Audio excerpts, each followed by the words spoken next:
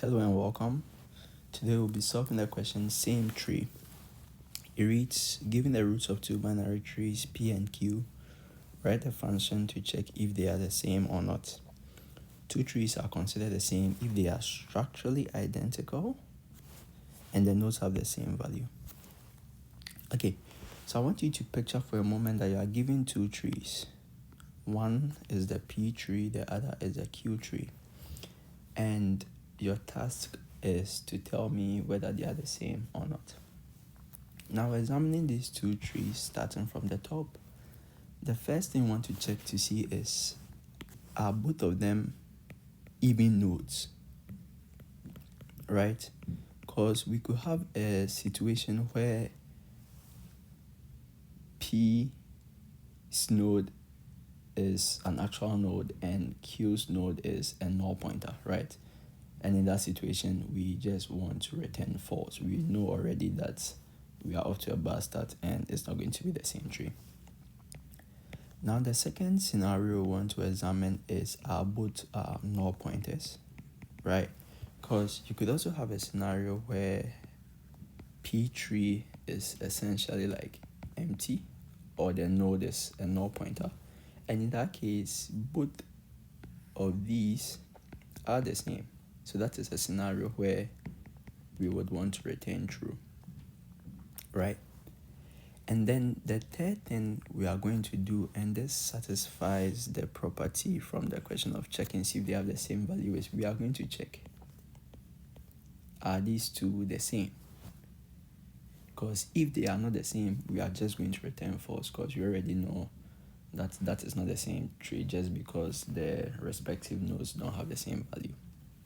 However, if they are the same, then what we are going to do is that all these questions we have asked so far, we are going to recursively ask the current nodes left children respectively and right children respectively as well.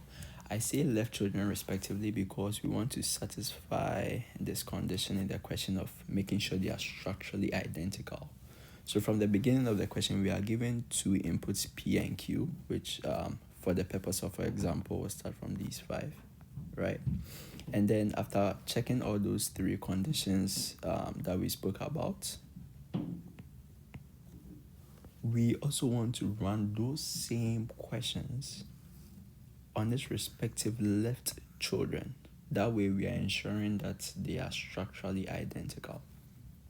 So assuming we have finished the root node, we've confirmed that, okay, they actually are both nodes. The second condition, we don't have a situation where both of them are null pointers. If we did, we will immediately return true. Our third thing is, okay, we have confirmed that they actually have the same value. So what do? We return the recursive call on p.left with the other input being q.left, right? Then when we are on these two nodes, we are going to ask them those same questions. Are both of them nodes? That is, do we have one of them being the node, the other not being the node? That is not true for this situation. So we go to the next question, which is asking, are both null pointers, are both of them null pointers?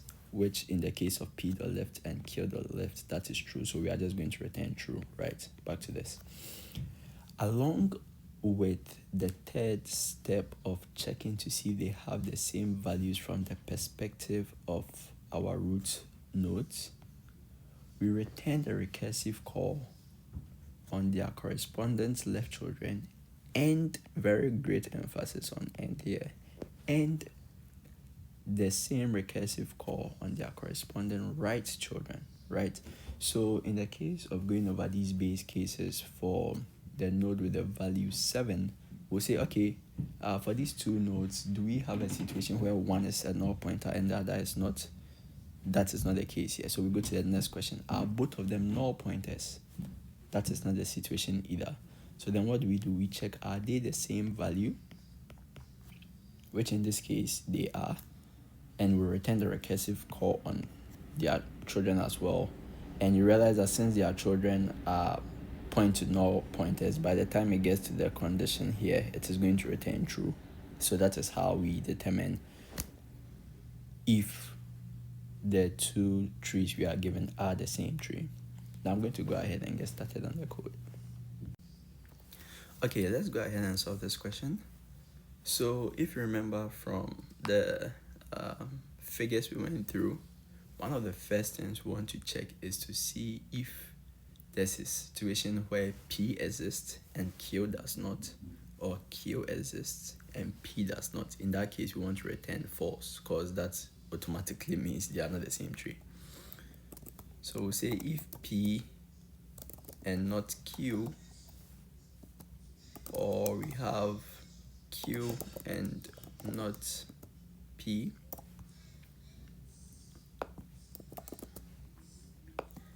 then that is a situation where we just want to return false. The second check we did was to see if they are both null pointers or they are both none, because in that situation then they would be the same tree, right? Because if they both don't have nulls, then they are identical. So if not P and not Q, then we want to return true. After this, we want to satisfy the condition of checking to see if they have the same value. So we'll say if P.val is equal to Q.val, we want to return this function call that we have written. We want to return it on the P's.left and Q's.left. So basically, it's going to run all of these base conditions that we have checked on their children. So in the first instance, assuming we checked for both 1 and 1 from the example 1 to the left of the screen, after confirming that, okay, both nodes exist and their values are the same, now I want to run the same function on this left. So now it's going to check the 2 and 2. But we don't want to do that only for the one on the left. We also want to return it for the ones on the right as well. So that would be P.right and Q.right. So now from the code on line 15, we see that we only run those recursive calls on its children when we have verified that both nodes have the same value. However, assuming we have a scenario where both are not the same value, then we know just return false, right? Because that would then satisfy the requirement of making sure that the nodes have the same value. So in that case, we'll just return false. And then we are done. Can run the code here. And we see that it works. Go ahead and submit. And yeah, that should work. It's taking a little bit of time here, yeah.